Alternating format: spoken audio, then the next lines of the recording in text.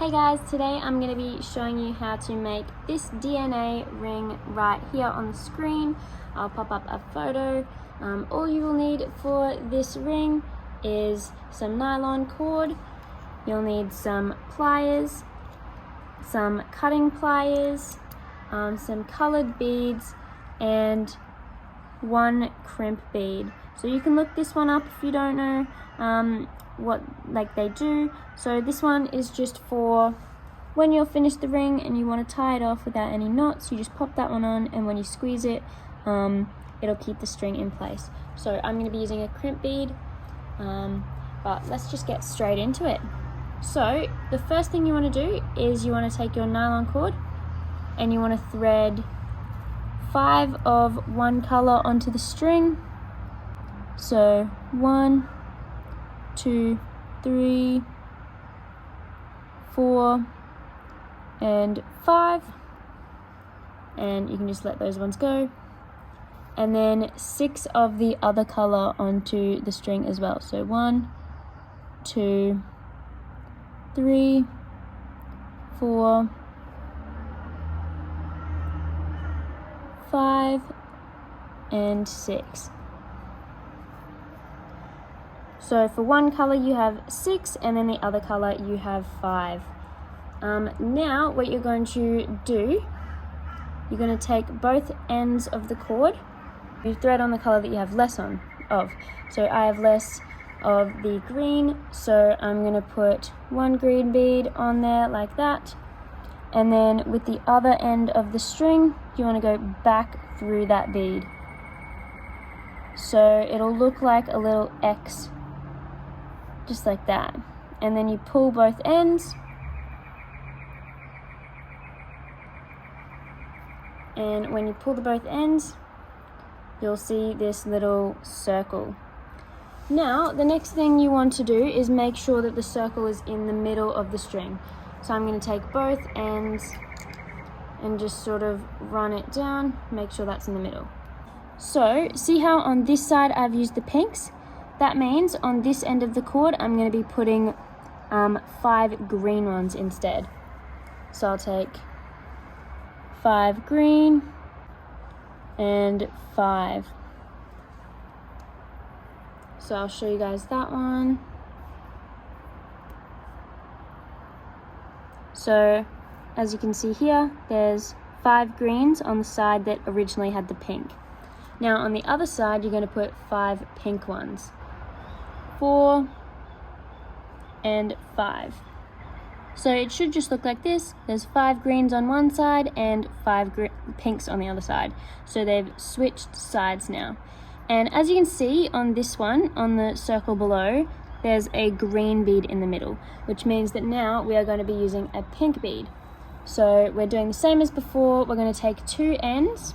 So both of the ends, we're going to put a pink bead on one of the ends, and then using the other end we thread it back through, just like that, making that X, and then pull it tight. So as you can see, it looks like a little figure 8 sort of. Now we're going to do the same thing.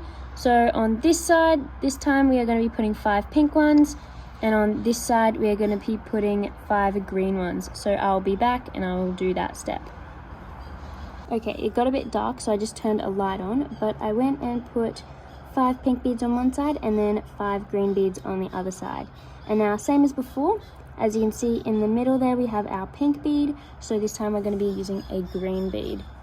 So taking both of our ends, thread a green bead on one end, and then with the other end, thread it going back through that green bead, and then pulling it tight. And you just want to continue that pattern, so putting the opposite color of 5 on one side, 5 on the other side, and then changing the color you use for the middle bead. So you want to continue that pattern until you have around the size of your finger. So I will go and do that, and then I'll be right back. Okay, so I just went and continued the pattern on a little bit, and when you think that you've gotten to the end, so you've got enough beads, you want to finish it off. I won't actually need the crimp bead after all, so what I will do is I'll take one end of it, so I'm going to take the one with the pink beads on it, and I'm going to take the other end, and I'm going to go back through that middle bead, back through that pink bead, and then with the other end, so the end that had the green ones on it, back through the pink bead the opposite way, and then you want to pull both ends just like that. So it should look like that at the end, and then to finish off you can just tie it. So I'm going to tie it about 4 times, so just normal knots. 1, 2, 3, and 4. And then you want to take your cutting pliers and just trim the ends. And then you have your little DNA ring. So it just looks like that. I think it's super cute, and you can do it with any colors you have. So I could use it, say, with the pink and the yellow, or the blue and the orange. But they're so cute, and you can even try them with pearls. But yeah, that's about it. If you did like this video, I recommend you go check out my other tutorials. So I have a flower ring tutorial. I will link that one in the description, so it'll show you guys how to make a flower ring. And yeah, I hope you guys like this tutorial. See you in the next video. Bye!